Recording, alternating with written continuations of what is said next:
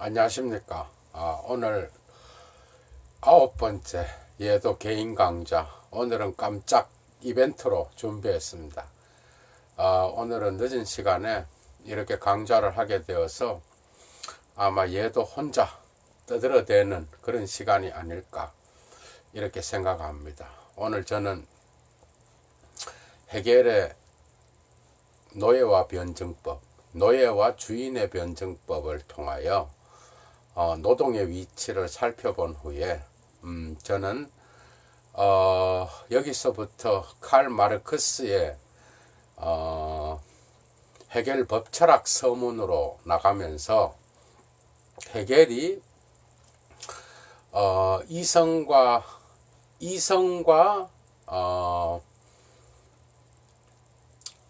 십자가를 이성의 변증법으로 가져갔던 것을 칼 마르크스가 어떻게 살아있는 적나라한 십자가의 변증법으로 바꾸는지를 초점을 맞추어서 저는 여러분들에게 오늘 적나라한 십자가, 십자가에 대한 제목으로 여러분들을 만나 뵐 것입니다. 오늘 저는 혼자 떠들어대는 일이 있더라도 이 강좌를 열어야 되겠다고 생각했는데 벌써 4명이 들어와 있네요. 반갑고요. 어쨌든 십자가라는 것은 그리스도교의 상징입니다. 모든 교회는 십자가 위에서 십자가를 건물 위에 세우고 오늘날까지 그리스도교의 본질로서 있어 왔는데, 이 십자가의 본질이 오늘날 그리스도교에서 많이 퇴색했으며, 이것이 또한 어떻게 오늘날 변질되었고 이 역사 속에서 괴테로부터 헤겔 그리고 마르크스에 이르는 이 기나긴 장정 속에서 그리스도교의 상징이 어떻게 변화되었는지를 여러분들에게 적나라하게 보여주려고 합니다.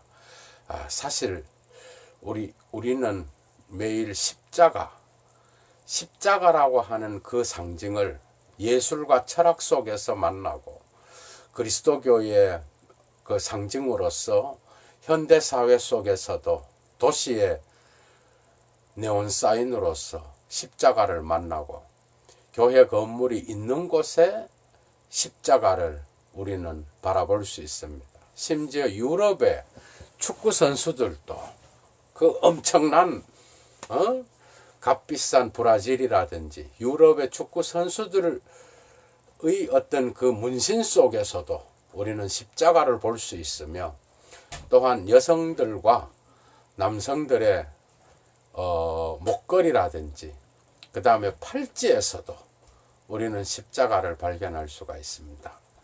십자가는 그리스도교의 상징이요, 이것이 철학적으로 어떻게 사유되었고 오늘날 어떻게 변질되었는지 오늘 저는 그것을 살피면서 십자가의 미학, 적나라한 십자가를 되찾기 위하여 우리는 어떻게 해야 하는지, 저는 거기에 대하여 여러분들에게 강좌를 열려고 합니다. 일찍이 괴테는 일화에 보면은 그 미학, 헤겔 미학과의 관계 속에서 괴테는 십자가를 장미꽃으로 장식했던 그런 것들을 불편하게 여겼지만, 그러나 그 적나라한 십자가가 적나라하게 드러나는 것을 괴테는 원하지 않았기 때문에 그 십자가에 장미꽃으로 장식된 그 십자가를 그리면서 많은 사람들과 대화도 나누었고, 심지어는 일상에서도 그 장미꽃에 대한 그 십자가를 자주 인용했으며, 그 가운데에서 헤겔은 이 아름다운 십자가를 자기의 변증법적 이성 안에서 고찰했다고 할 수 있겠죠. 사실 신은 죽었다라고 하는 이 명제를 고트 이스트 토트라고 하는 이 명제를 사실 프리드리히 니체가 완전한 형이상학적 해방을 위하여 사용했지만 이 명제는 사실은 헤겔이 초기 신학 청년 시기에 썼던 신학 논문에서 헤겔은 신은 죽었다라고 말했죠. 그 신은 사실은 예수를 나타내는데 헤겔 철학에서 정반합으로 변증법적 운동을 통해서 나타나는 이 예수의 상태는 예수의 십자가는 죽음을 상징했으며 이 십자가는 결국 정반합에서 안티테제의 역할을 했다는 것, 반의 역할을 했고 결국 합은 이 반에서 부활로 가는 그러한 도약을 나타낸다고 할 수 있겠죠. 이러한 헤겔의 철학을 또한 키에르케고르 역시도 자신의 책에서 자신의 실존의 고난을 십자가에 비유하면서 예수 그리스도의 그 십자가의 고통과 절망을 슈프룽이라는 그 표현으로 사용함으로써 인간 실존의 고통을 자주 그리스도의 십자가와 비유했다고 합니다. 이러한 관점에서 철학에서 그리스도의 십자가는 상당히 철저하게 다루어지고 있으며 이러한 장미의 십자가가 어떻게 헤겔의 이성의 변증법적 십자가를 거쳐서 마르크스의 적나라한 십자가로 옮겨가는지 오늘 저는 여러분들에게 이 주제를 가지고 여러분들과 논의하겠습니다. 강좌를 하겠습니다. 논의가 아니죠. 논의를 하려면 댓글을 달아야 되는데 여러분들이 댓글을 달 실력이 될 수 있을려나 모르겠어. 어쨌든 저는 이 주제를 가지고 여러분들에게 강좌를 시작하겠습니다. 헤겔은 정신현상학, 곧 디 페노메놀로기 데스 가이스테스라고 하는 이 위대한 책에서 오늘날도 락강을 통하여 연구되고 있으며 지적을 통하여 연구되고 있는 이 위대한, 오늘날도 다시 살아난 이 위대한 책에서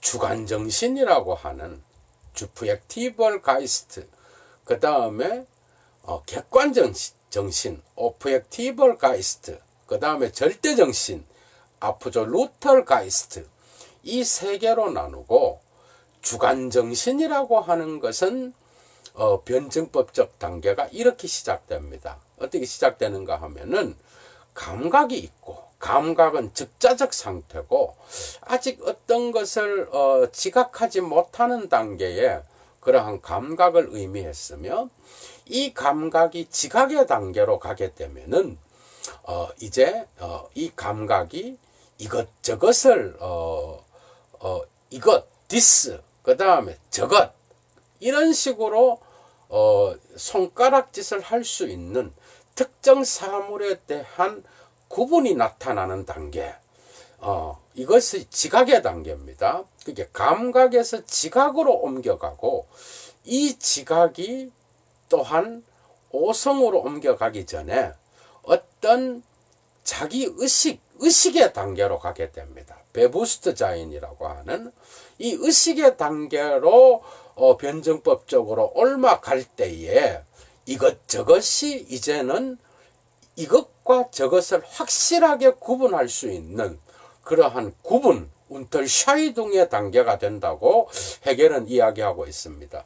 이 단계를 거치면서 의식은 마침내 자기의식에 이르게 되는데, 이 자기의식은 젤푸스트 베부스트자인이고, 그러니까 감각, 지각, 그 다음에 의식, 그 다음에 자기의식에 이르고, 이 자기의식이 5성의 단계를 거쳐서 마침내 2성의 단계에 이른다고 하는 이 주관정신의 변증법적 운동에서 헤겔은 특히 주인과 노예의 변증법, 이 혁명적인 이 주인과 노예의 변증법을 이야기하고 있습니다. 이 이야기는 정말 오늘날 뿐만 아니라 니체, 그 다음에 그 이후에 무수한 철학자, 특히 칼 마르크스, 그 다음에 그 이후에 무수한 포스트 모던 담론에 이르기까지 락강, 지젝, 오늘날까지도 이 주인과 노예의 변증법이라고 하는 것은 얼마나 중요한 위치를 차지하는지를 여러분들은 숙지하시고, 이 주인과 노예의 변증법은 오늘날 철학에서 다 외워야 되는 그러한 단계죠.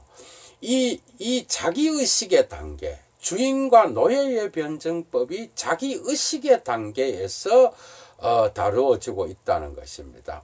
이 자기의식의 단계에서 마침내 5성과 2성의 단계로 가게 되면서 주관정신의 변증법적 운동은 마침내 끝나게 되는 것이죠.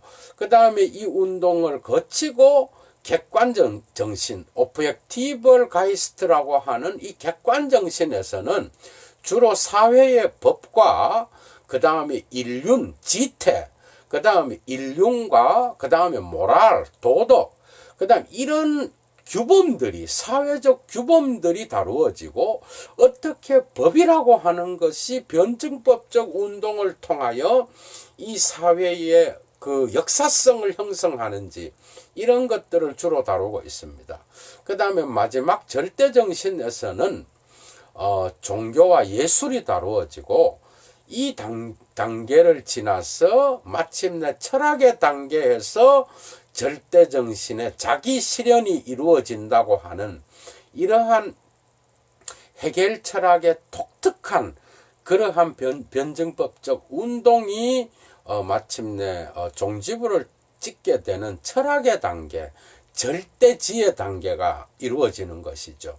이런 식으로 해겔은 모든 것을 역사적 발전의 어떠한 그 과정으로 보고, 이 과정 안에서 변화해 가는 이성의 성숙을 이야기하려고 했던 것이죠.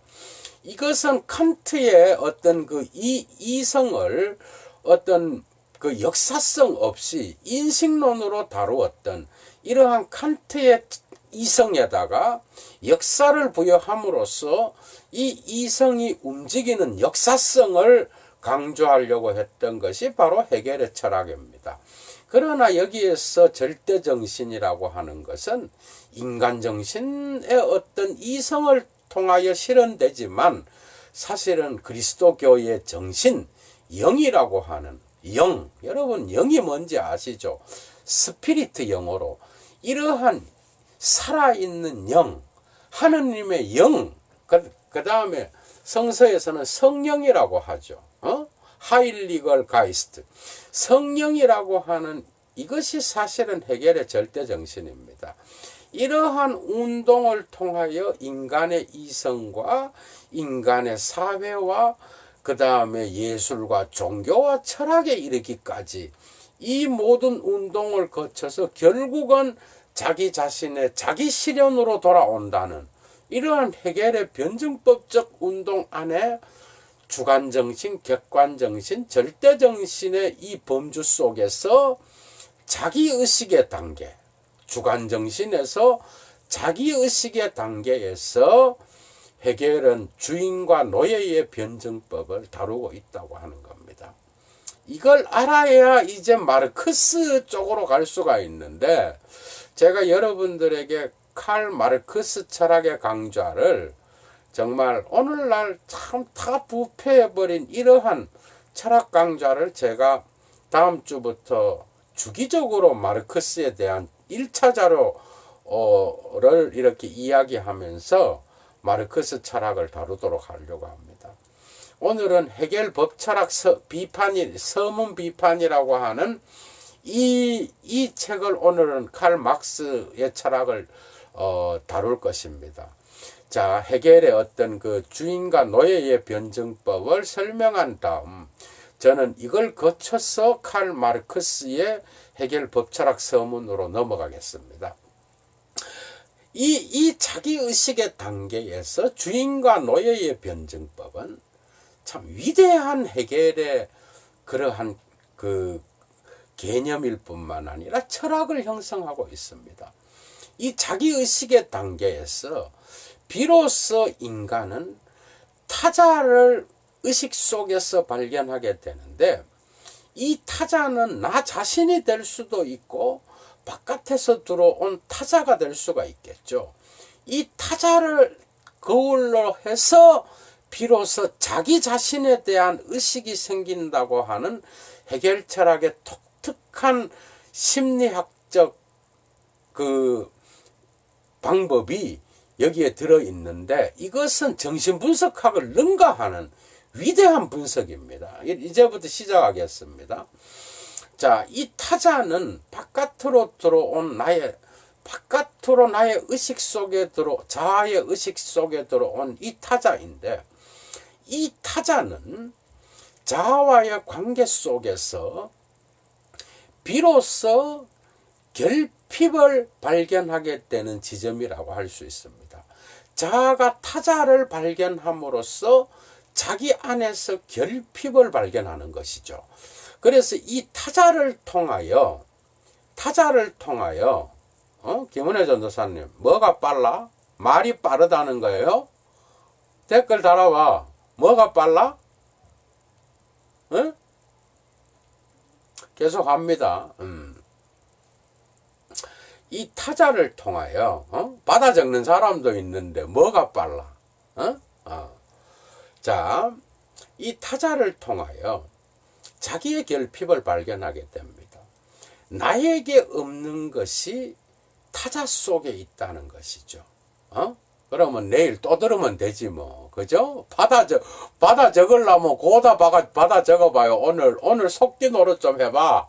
우리 패친들을 위해서.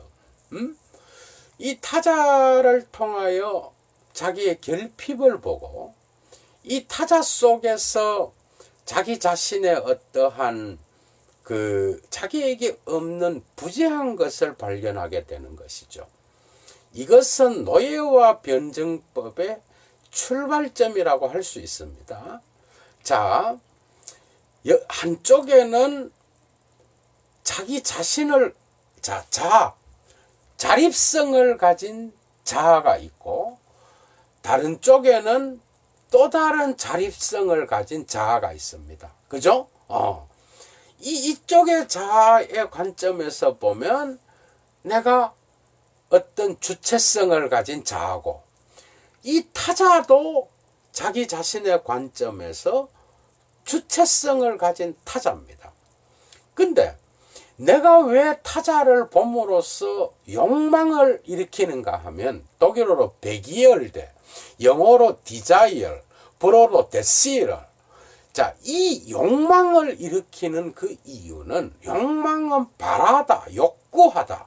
어떤 대상을 내가 지금 간절히 원하다. 무엇인가 자기 자신에게 없는 것을 발견함으로써 이 결핍을 채우기 위한 어떤 독특한 어떤 방향을 향하여 그 결핍에 채울 수 있는 대상을 향하여 나의 모든 것이 그쪽으로 쏠리는 현상. 이게 결핍이죠. 배기열대. 그죠?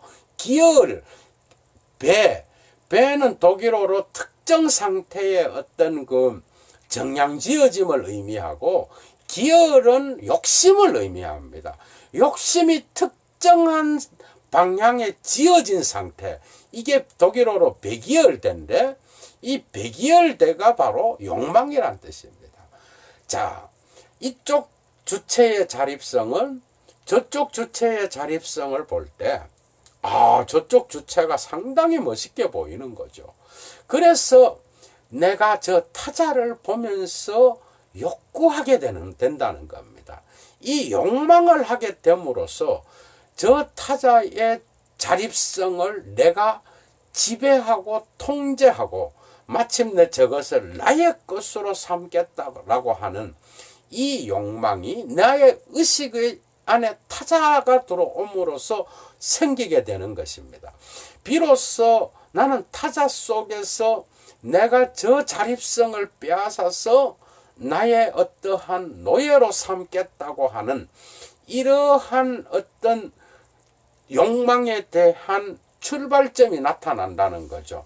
그래서 해겔에 의하면 이 타자 속에서 나의 결핍을 보고 그러나 이 타자를 지배하고 나의 것으로 삼음으로써 내가 비로소 나 자신을 의식할 수 있는 거울이 형성된다고 본 것이죠. 락강이 여기서 갖고 가는 겁니다. 락강이. 자, 이 타자를 나의 것으로 삼음으로써 비로소 내가 나 자신의 어떠한 정체성과 나 자신에 대한 자기의식을 형성하게 된다는 겁니다.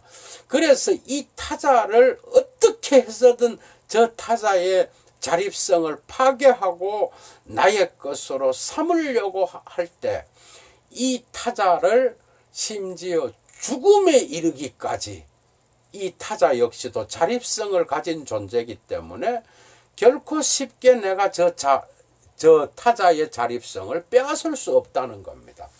그래서 저 타자를 내가 죽여서라도 내가 저것을 나의 것으로 삼으려고 하는 이러한 어떤 그 욕망이 나타나게 되는데 여기에서 철학은 그렇게 순진하지 않겠죠. 타자를 죽이면 타자를 죽이려고 딱 하는 순간에 드디어 자아는 이런 생각을 합니다. 내가 저 타자를 죽이면 저 타자가 나를 주인이라고 생각하는 그러한 인정 욕구가 인정에 대한 어떠한 그런 것까지도 다 사라지게 되는 겁니다. 독일어로 인정이라고 하는 거. 여러분 인정 있죠? 인정 욕구. 이 페북에 보면 오만 인정 욕구가 뭐 나선다고 지랄을 떠는데 저는 그렇게 생각하지 않습니다. 인정이라는 것은 영어로는 어크나리지죠. 자, 독일어로는 안에얼켄룽입니다. 안에얼켄룽. 이건 뭔 말인가 하면 인정이라는 것은 특정한 대상을 어떤 대상을 다시 한번 인식한다는 뜻입니다. 독일어로. 다시 한번 인식한다. 그러니까 저 타자를 내가 한 번 더 봐준다.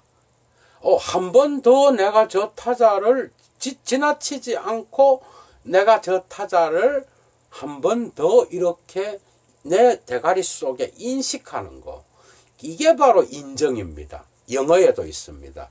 recognition. 자, 코기토. 생각하는데 다시 한번 생각하는 거. 이게 인정이죠. 인정은 별게 아닙니다. 그러니까 서양 언어에서 인정이라고 하는 것은 뭔가 하면은 내가 타자를 한 번 더 봐주고 그 타자에 대해서 한 번 더 인식하는 거.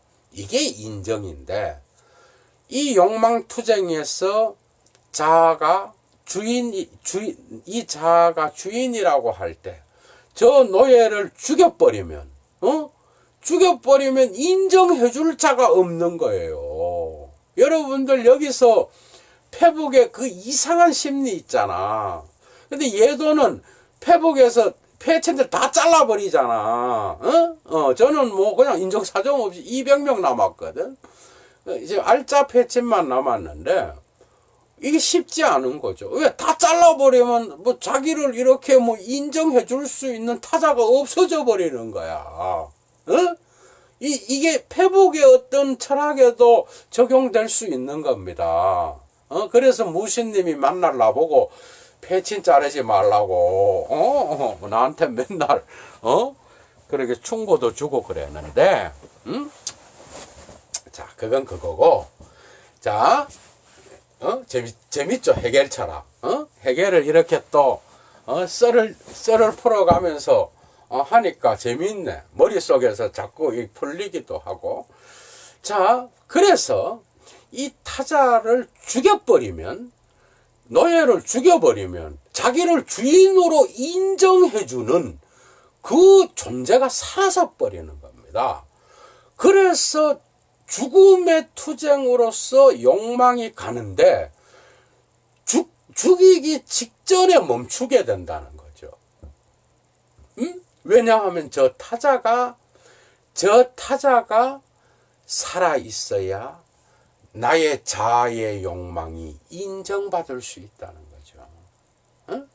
그래서 죽이지 못합니다. 죽이지 못하고 노예로 그냥 받아들여서 죽도록 일을 시키고 그 다음에 노예로 부리기 시작하는 거죠.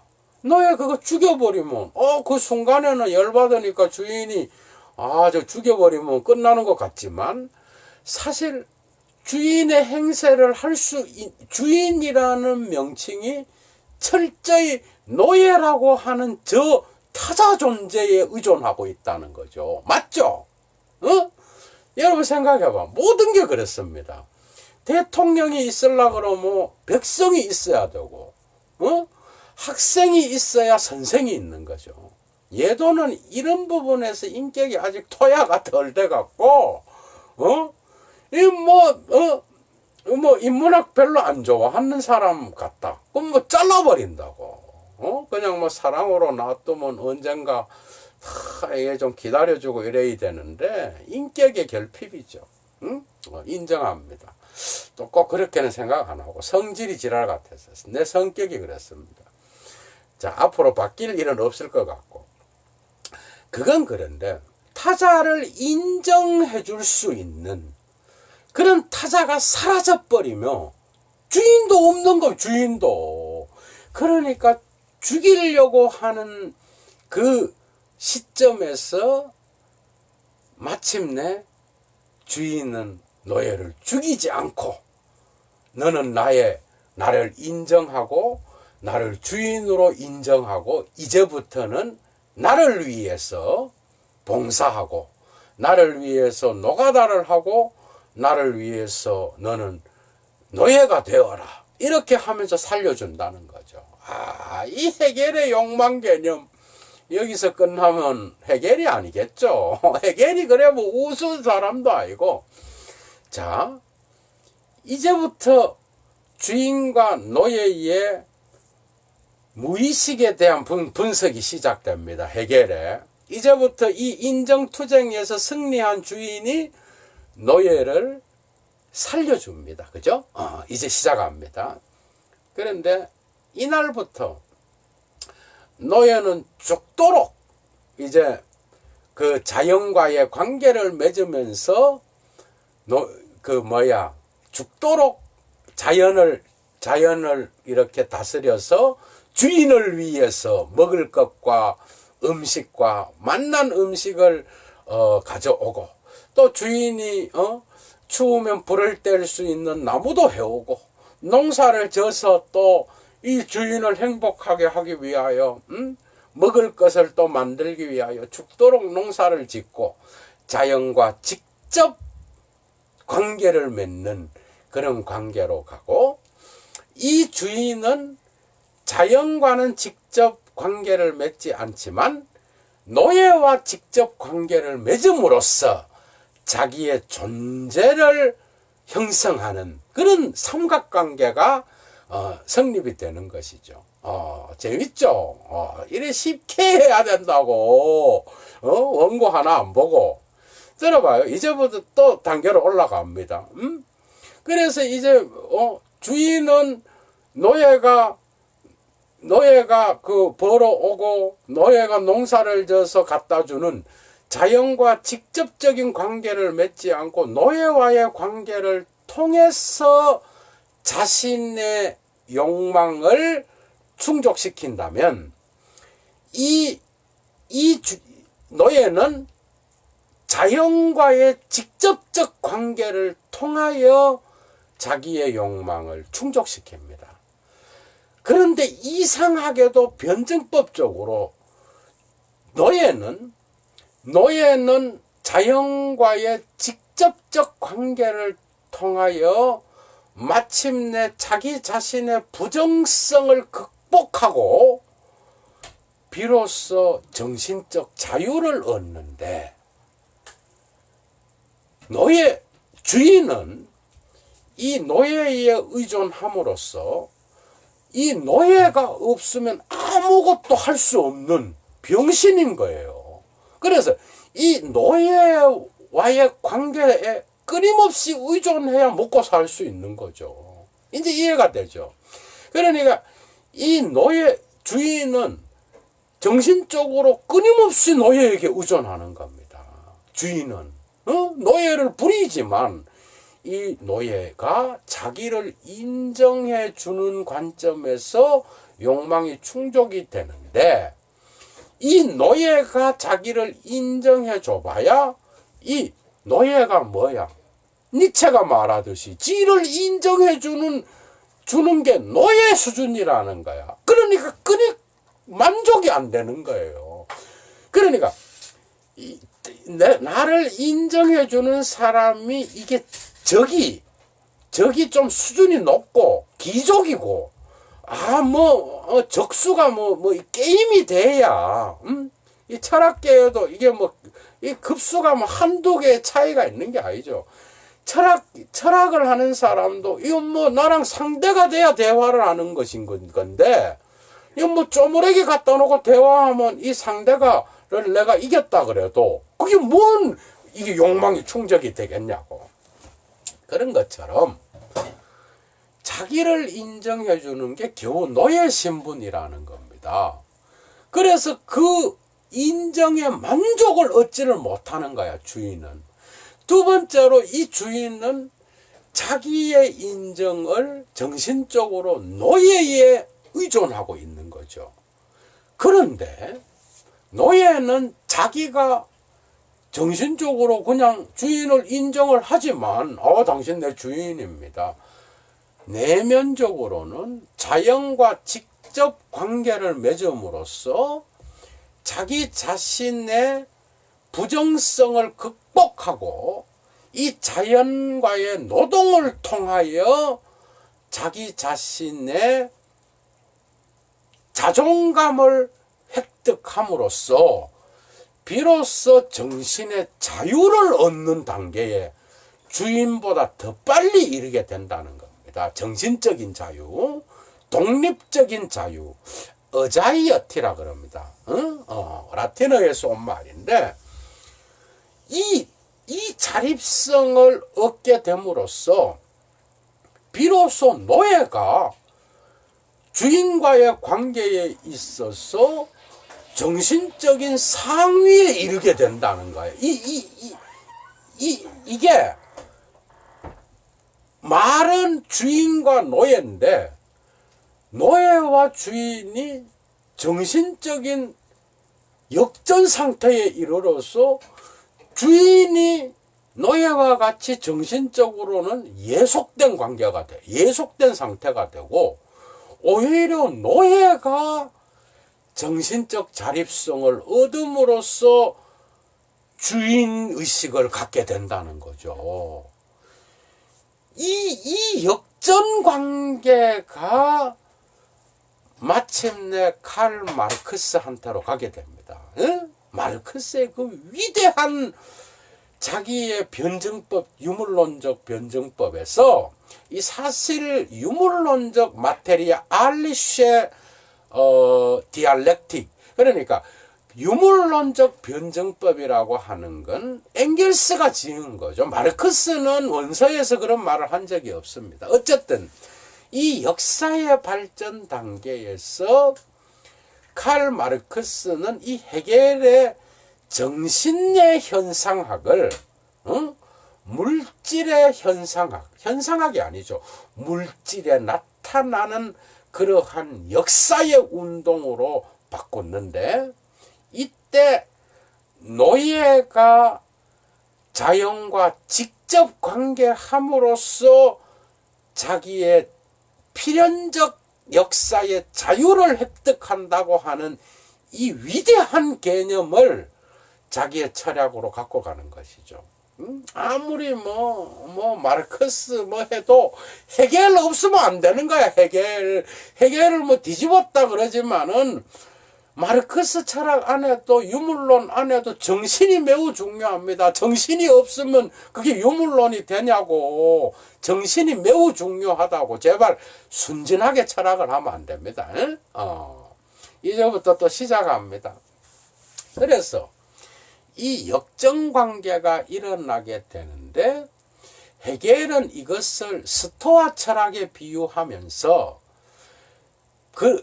현실적으로는 그러나 정신적으로는 주인이 노예에 대하여 정신적으로는 이렇게 역전돼서 패배했지만 현실적으로는 주인이다. 이 괴리 현상. 스토아 철학은 철저히 정신을 중요히 여기는 철학이죠.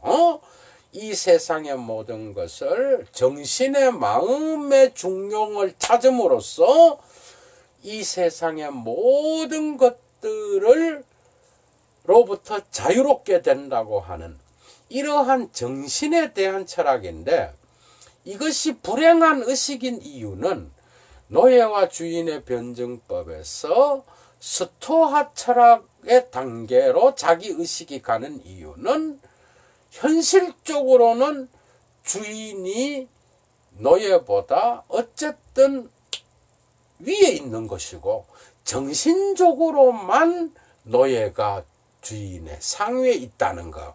이러한 기이한 변증법적 운동 때문에 스토아 철학의 단계라고 말하고, 이것을 현실성을 정신적인 것을 강조한 노예와 주인의 관계가 현실성으로 감으로써 주인이 노예 위에 있다라는 이 현실성을 강조하는 게 회의주의고, 마침내 그 유명한 불행한 의식이라고 하는 헤겔의 개념이 나옵니다. 자기의식에서. 그러니까 주인과 노예의 변증법을 얘기하고 헤겔은 스토아 철학을 얘기함으로써 이 정신의 단계를 얘기하고, 그 다음에 현실성을 얘기하는 관계에서 주인과 노예의 관계를 얘기하고, 이게 회의주의입니다. 마지막 그리스도교의 단계에서 불행한 의식을 이야기하기 시작합니다. 불행한 의식, 여러분 들어봤어요? 이 정말 위대한 개념입니다. 이 불행한 의식이라 그러는 게 행복하지 않은 그러한 행복하지 않은 의식, 불행한 의식, 왜 그런지 살펴봅시다. 주인은 여기서 포예르바하가 여기에서 나갑니다. 그러니까 여러분들이 헤겔을 모르면 이제 아무것도 안 돼. 아무것도. 헤겔을 또 강좌를 계속 해야 될 것 같고 해줄 게 너무 많아. 여기에서 헤겔은 이렇게 설명합니다. 자기 의식의 단계에서 불행한 의식은 그리스도교의 신과의 관계에서 나타나는데, 그리스도교는 신을 끊임없이 인간의 가장 좋은 것들을 저 위에 하늘의 초자연적인 것으로 투사함으로써 이러한 좋은 것들을 마침내 신에게로 투사했고, 이 신이 주인이요 자기의 모든 좋은 것들을 신에게 준 인간은 노예가 됐기 때문에 이 둘은 결코 행복한 상태가 될 수 없는 거죠. 왜? 이 노예는 끊임없이 저쪽으로 투사한 신에게 모든 좋은 것들을 믿었기 때문에 이 노예에게 남는 것도 모든 좋은 것은 결핍된 상태예요. 저 신과의 괴리 때문에 이 의식은 불행한 의식으로 남게 된다는 거. 이 기가 막힌 이 기가 막힌 unglücklicher 리헤스 베부스트자인 불행한 의식, 만날 수 없는 이 불행한 의식이 마침내 이 이성의 단계, 이 자기 의식에서 이성의 단계에서 회복되는데, 마침내 해겔 철학의 핵심적인 신개념이 이성의 단계에서 나타납니다. 이 불행한 의식이 어떻게 행복한 의식이 되는가 하면, 이성의 단계에서 저 위에 투사된 저 신의 좋은 것이 이 세상의 절대정신의 이성 안으로, 그러니까 현실성 안으로 갖고 왔을 때 비로소 해결된다고 봤던 겁니다. 그게 해결 안에 다 들어있는 거야. 포에르바하가 저 신에 있는 것을 다 인간이 다시 되찾아와야 된다 그랬을 때, 이 포에르바하의 태제들을 비판적으로 받아들임으로써 칼 마르크스가 자기의 책들을 쓰잖아요. 포에르바하 태제 맷. 이게 바로 이 자기 의식에서 불행한 의식 단계에서 해겔이 이미 얘기했던 것이고, 이것을 그 이성의 단계에서 저 위에 있는 초월적 신을 역사의 신으로 마침내 해겔이 끌어내립니다. 이제 이해가 됐어요. 나는 뭐 상당히 일리가 있다고 봅니다. 해겔 없으면 이게 뭐 아무것도 안 돼. 저 초월적 신이 이 세계의 역사를 움직이는 신으로, 역사 속에서 우리와 함께 있는 플라톤의 신이 이 역사 안에서 역사의 운동을 이끌어가는 자로 나타나게 된다는 거. 이게 바로 이성의 단계에서의 불행한 의식이 드디어 행복한 의식으로 변화될 수 있는 주관정신의 마지막 단계가 이성의 단계라는 거. 재미있죠? 이런 주관정신의 단계가 여기서 끝나는데, 칼 마르크스는 해겔의 이 점을 극찬했습니다. 여러분, 마르크스가 해겔을 막 다 뒤집고 이게 아니라고. 뒤집었는 거는 또 있지만 안 뒤집은 것도 있다는 거죠. 여러분들이 1차 자료를 안 읽으면 이런 꼬라지가 나는 거예요. 마르크스가 해겔한테서 가장 높이 극찬한 게, 주인과 노예의 변증법에서 노예가 자연과 직접적 노동을 통하여 자기의 자립성을 획득하고 역사 속에서 비로소 자유를 얻는다고 하는 이 위대한 개념을 자기의 철학으로 갖고 간다는 거죠. 여러분, 의심의 철학자가 누군지 오늘 한번 가르쳐 드릴까? 의심의 철학자. 이건 물론 폴 리퀘르가 한 말인데, 의심의 철학자의 1위가 프리드리히 니체입니다. 여기에 뒤질세라 의심의 철학자 2위가 누군가 하면 칼 마르크스예요, 여러분. 의심의 철학자. 그 다음에 3위가 누군가 하면 지그문트 프로이트입니다. 알았어요? 이 3명 모르면 오늘날 아무것도 못합니다, 철학에서. 알았어? 신학과 과학 한다고 지랄하는데, 아이고, 나 참 우스워갖고, 이 대화가 되나, 두 개가? 아이고. 그래서 오늘 나보고 내 더는 얘기 안 하는데, 참 별 사람들이 다 있습니다. 나도 급이 있는 철학자인데, 무슨 나를 그런 데다가, 말을 안 하려고 그랬는데. 자, 1위로 이제 가지고 옵니다. 가지고 와서 마르크스는 이제 여기에서 해겔 법철학 서문에서 종교를 비판하기 시작합니다. 종교를. 자, 종교를 비판하는데 이 종교는 여러분 종교는 뭐 아편이다 뭐 이거 알잖아 다 여러분들 그죠? 종교는 아편이다. 그게 아닙니다. 깊이 들어가 볼게요. 여기에서 마르크스가 헤겔 법철학 서문을 비판하는 이유는 헤겔의 위대한 역사 철학에 이런 말이 있습니다. Wirklich ist verlimpftig, verlimpftig ist wirklich. 이게 뭔지 알죠?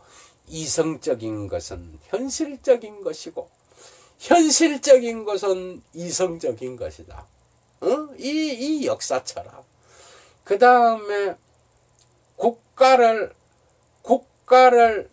객관정신에서 헤겔이 다룰 때 이 국가를 개인들이 여기에 복종하는 객관정신의 주관정신이 복종해야 하는 걸로 갖고 갔단 말이에요. 이래 되면 이게 국가에 무조건 복종하는 이런 관계가 성립되기 때문에 헤겔은 이걸 마르크스는 뒤집어야 됐다는 겁니다. 그래서 혁명의 어떤 것으로 가지고 가기 위해서 그는 헤겔 법철학을 비판하기 시작합니다. 이제 알았죠? 법철학이 딴 게 법 이게 아니고 이 국가에 대한 종속 관계를 끊으려고 시작했던 거예요.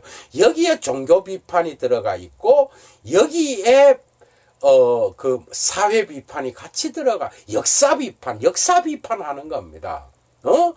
다른 말로 역사 비평이라 그러지. 참 17세기에 성서 비평 서구에서 18세기에 나온 걸 오늘날 해야 된다고 그러고 이지랄하고 있으니 아이고 나 참 자 그건 넘어서고 그 비판이 바로 헤겔 법철학 비판이에요. 칼 마르크스의 이제 이해가 되죠.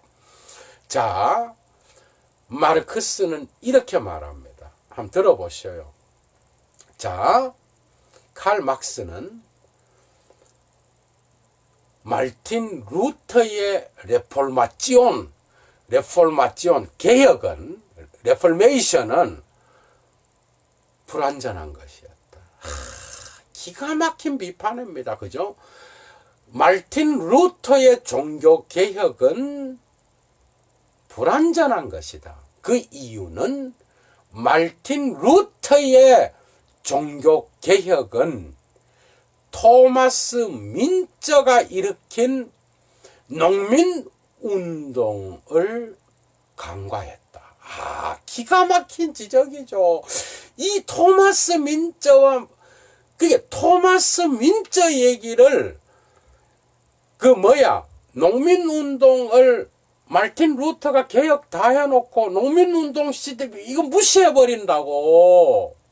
귀족들과의 어떤 그 통합적 관계 때문에 신학이 놓친 거를 칼 마르크스가 얘기한다고. 여러분 마르크스가 그게 마르크스 공산주의 이지라라고 공부 안 하잖아. 미친놈들이라고. 마르크스 안에 얼마나 위대한 예술 철학이 있고 미학이 있는지 알아요 여러분? 내가 오늘 참 막스 얘기를 하게 될 줄. 마르크스 형님도 여기 와 있는데 그래서 의자를 좀 뒤로 하고 시계를 보고요. 오늘 강좌가 되네. 기쁩니다. 아직 시간 더 남았어. 자, 루터의 종교 개혁은 아래로부터의 개혁이 아니었습니다. 맞죠? 여러분. 기존 질서를 유지하는 결국은 가톨릭의 그 교리학으로부터의 해방을 얻어서 성서 해방을 갖고 왔지만 이 성서를 민중을 위하여 번역하고 해석하는 것까지 오케이 위대한 일입니다. 이것도 여러분들이 순진하면 절대 안 돼요. 인문학을 할 때는. 루터 위대한 일입니다. 이 위대한 일이죠. 왜냐하면 모든 성서를 가톨릭 그 로마 가톨릭에서는 모든 성서를 성직자에게 권위가 있었다는 거예요. 성직자에게. 그런데 이걸 빼앗아서 마르틴 루터가 이것을 서민들에게, 민중들에게, 민중들에게 번역해서 니네들 스스로가 읽고 믿을 수 있는 이러한 고전으로 돌아가라는 르네상스의 아드 폰테스를 성서로 돌아가라는 구호와 함께 이 성서를 민중들이 읽게 만들었다는 거. 이 위대한 혁명입니다, 여러분. 그런데 마르크스가 볼 때는 오케이, 뭔가 괜찮았다 이 말이야. 마르크스가 볼 때도. 근데 한 가지를 놓쳤어. 그게 뭔가 하면은 마르틴 루터는 아래로부터 일어난 이 농민혁명을 무시했다는 거예요. 그러니까 마르크스가 볼 때는 이건 혁명이 아니라 개혁인데 이 개혁은 완전하지 못했다는 거예요. 원어로 어에 나와 있는가 하면은 unvollständig이라고 나와 있어. 불완전했다. 응? 마르틴 루터스 레포르마티온 이스트 unvollständig, 불완전했다는 겁니다. 응? 불완전한 혁명이었고, 이제 혁명은 토마스 민저를 통하여 완성돼야 된다. 기가 막힌 발언입니다, 이거는. 여러분. 신학이 여기서 다 깨지는 거야. 마르크스 한마디에. 그러니까 이제 좌파들은 또 토마스 민저와 루터의 그 단점을 또 얘기하기 시작하는 거죠. 막스가 이야기했던 거죠. 해겔 법철학 서문에서 그렇게 함으로써 마르크스는 토마스 민저를 언급하면서 종교에 대한 이 마약을 이야기하기 시작하는데, 종교는 기가 막힌 말을, 내가 이거 읽어줄게. 기가 막힌 말을, 누구야? 종교에 대한 그 말을 합니다. 내가 이걸 찾아서 읽어야 되겠어. 안 읽을 수가 없어. 이거를, 시간이 좀 걸린다 그래도. 여기에서 기가 막힌 그 누구야? 마르크스의 종교 비판이 나옵니다, 여러분. 그 종교 비판에 이런 게 있습니다. 장미꽃의 십자가에서 저 장미꽃을 다 뜯어내고, 여러분 들어봐. 다 뜯어내고 적나라한 십자가를 되찾아야 된다. 여러분 복음이죠. 오늘날 이런 설교하는 사람 있어요, 여러분. 기가 막힌 복음을 목사가 전하는 게 아니라 철학자가 얘기하고 있습니다, 여러분. 이 누군가 하면 저 괴테가 떡칠한 장미꽃, 그 다음에 영광의 그리스도교, 그 다음에 이것을 이성의 철학으로 확립한 해겔의 저 이성과 장미꽃으로 장식된 저 십자가를, 저 십자가에서 모든 걸 다 뜯어내고 나무 십자가를 회복해야 된다는 거. 기가 막힌 이 마르크스의 발언이 나오는 거죠.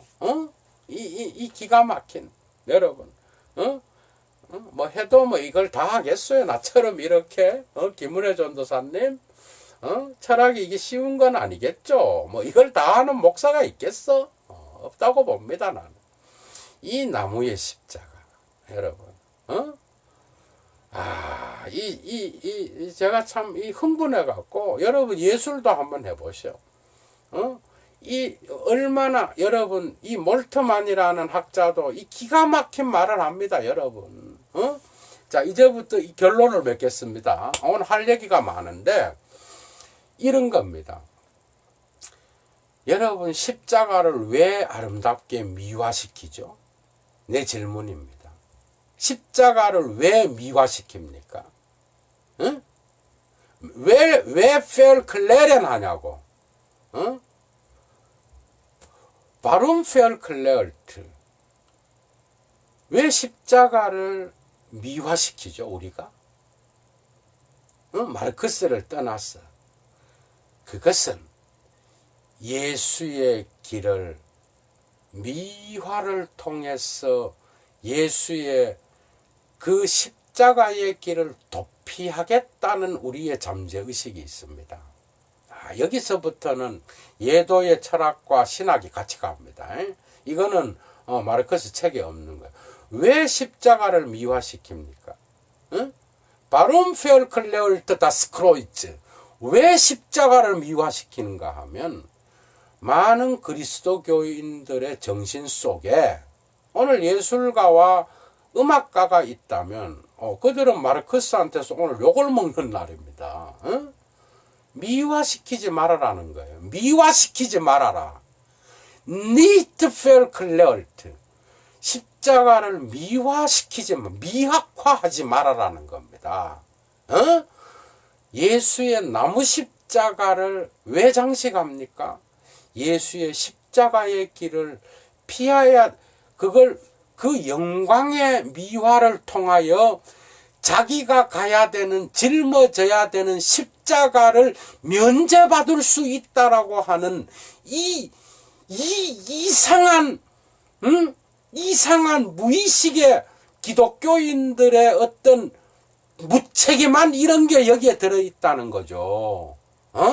내가 하려고 하는 주제는 이거라고. 왜 미확화하는 거죠? 왜 성가대에서 예수의 십자가를 찬양하고 지랄하고 거기서 끝내버리는 거죠?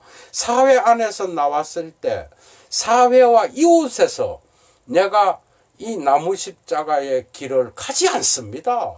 교회 가서 미화시키고 페얼클레룽 미화시키고 거기서 그 십자가를 찬양하고 좋은 목소리로 예술가들의 그 노랫소리로 찬양하고 이 십자가를 아름답게 장식함으로써 예수가 갔던 그 십자가의 길을 가지 않아도 된다는 이상한 이러한 면죄부가 십자가의 미학화에 들어있다는 거죠.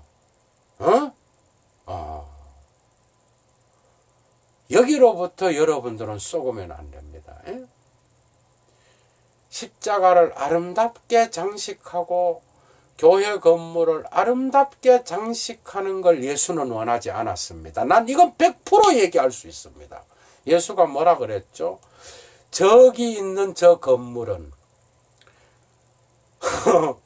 교회 건물 얘기하는 거예요. 성전 얘기하는 거라고. 돌 위에 돌 하나도 남기지 아니하고 다 파괴될 것이다. 예수가 한 말이에요, 여러분. 예수는 이런 걸 원하지 않습니다. 이러한 예술과 노래를 통하여 교회가 지금까지 해왔던 이 영광의 신학을 멈추라는 겁니다. 칼 마르크스가. 그 영광의 미학화를 그 사회에 없는 타자에게로 눈을 돌리라는 거예요. 예수가 했던 것처럼. 이 핵심적인 진리를 오늘날 실천하는 교회는 거의 없습니다. 내가 교회 가서 예배 드리고 교회에서 내가 찬양을 통하여 예수를 미학화하고 그 다음에 이 예수 그리스도의 모든 것들을 예배 참석 하나로 끝내버리고 모든 책임을 다했다고 하는 오늘날 부르조아에 배불러 터진 저 기독교인들의 찬양을 멈추라는 겁니다. 칼 마르크스는. 나는 이것이 예수가 원하는 거라고 봐요. 나는 그런 예수를 믿습니다. 여러분들은 이런 미학화를 통하여 이 그리스도가 갔던 그 길을 면제받을 수 있다라고 환상을 가질지 모르지만 이것이 바로 아편을 맞은 종교가 아니고 무엇이겠는가. 이성을 통하여 미확화된 십자가. 여러분, 그 다음에 장미꽃을 통하여 미확화된 그 십자가를 적나라한 십자가로 바꾸고 그리스도가 갔던 그 길을 따라가라. 이게 칼 마르크스가 가르쳐주는 복음입니다, 여러분. 처음 들어보죠. 마르크스 뭐 막이라 그러잖아. 책 하나 안 읽은 거예요, 여러분. 해결법 철학 서문 읽어보라니까 눈물 없이는 못 읽어. 여러분, 갈리아의 숫학의 울음소리가 들리지 않는가? 저 갈리아의 숫학의 울음소리, 저 혁명의 아침이 밝아오고 있지 않는가? 프롤레타리아여 일어나라. 아주 기가 막힌 그 레닌의 음성이 들리지 않나요? 이 혁명의 바람, 이 혁명의 정신을 칼 마르크스는 글자 하나 안 쓰고 예수의 십자가의 정신에서 찾고 있다는 거. 이게 복음이 아니고 뭐야? 오늘날 교회가 무슨 예수의 그리스도의 십자가의 길을 실천을 해. 미학화하고 목사가 가서 기도하면 자기가 가야 될 자기가 짊어져야 될 십자가를 면제받을 수 있다고 생각하지. 교회 가서 부자들은 더 부자 되기를 원하고 자자손손 잘 되기를 원하고 이게 뭐 사모니즘과 다른 게 뭐가 있어? 여기에 무슨 기독교 정신이 있어요? 칼 마르크스보다 못한 거죠. 마지막입니다. 예술가 선생님들 잘 들으십시오. 여기서 미학화는 여러분들이 예술가라고 가라면 마르크스가 말하는 이 미학화를 탈미학화 시킬 수 있는 예술을 한번 생각해 보세요. 이해했습니까? 엔트펠클레로 미학화로부터 벗어나는 미학화. 가능하겠죠. 이러한 것들을 할 수 있는 사람. 이것이 바로 나는 오늘날 체게바라와 같은 체게바라 알죠, 여러분? 체게바라. 게바라가 무슨 그리스도교에는 게바라가 있으면 안 되나? 이러한 예수 그리스도의 길을 따르는 자가, 그리스도는, 마르크스는 예수의 적나라한 십자가를 혁명의 토대로 삼았다는 거예요, 여러분. 기가 오늘 처음 하는 사람 많지. 오늘 전부 다 공산주의 마르크스 읽으면 이런 거짓말, 거짓된 도그마틱에 속아갖고 마르크스 책 하나 안 읽고 1차자로는 뭐 읽었겠어요. 2차자로도 안 읽고 2차자로 읽어가 이런 게 나오나? 해석도 어려운데. 그런 겁니다. 여러분들이 예술가라면 탈미학화된 십자가를 예술로 한번 표현해 보시기 바랍니다. 결코 예수의 십자가는 미학화될 수 없는 겁니다. 왜? 예수는 이렇게 말했습니다. 너희가 내 제자가 되려면 나의 십자가를 지고 나를 좇을 것이니라. 예수의 말입니다, 여러분. 목사의 말이 아니라 예수의 말을 따라야 될 거 아니야. 마르크스가 더 가깝지 않나요? 루터, 이거 좀, 이 혁명이 불완전하다. 왜? 이 사회에 추방된 자를 멸시했다. 그 예수의 정신 아니에요. 그 멸시는 토마스 민저다. 응? 토마스 민저가 비로소 혁명을 완성했다. 이것은 프랑스 혁명으로부터 우리가 배워야 된다. 그러나 프랑스 혁명이 놓쳤던 것은 플로레타리아다. 응? 여기에서 갈리아의 울음의 수탉 소리가 들리지 않는가? 이야, 이게 뭔지 알아요? 베드로가 예수를 배반했던 그 닭울음 소리에 비유하고 있는 거죠, 여러분. 어렵죠? 철학이 쉬운 게 아닙니다, 여러분. 신학을 알아야 돼, 신학을. 마르크스도. 이 배반의 울음소리를 혁명의 아침으로 맞고 있다는 거, 마르크스가. 저는 뭐 혁명회가 다 죽여야 된다, 뭐 이런 생각은 없는데, 최소한 우리가 양심 있는 그리스도인이라고 한다면, 최소한 이 마르크스보다는 나아야 되지 않겠어요? 그런데 마르크스 똥도 못 따라가고 있으니 낫기는커녕 그런 뜻입니다, 여러분. 오늘은 제가 적나라한 십자가, 해결 언제 한번 더 해드릴게요.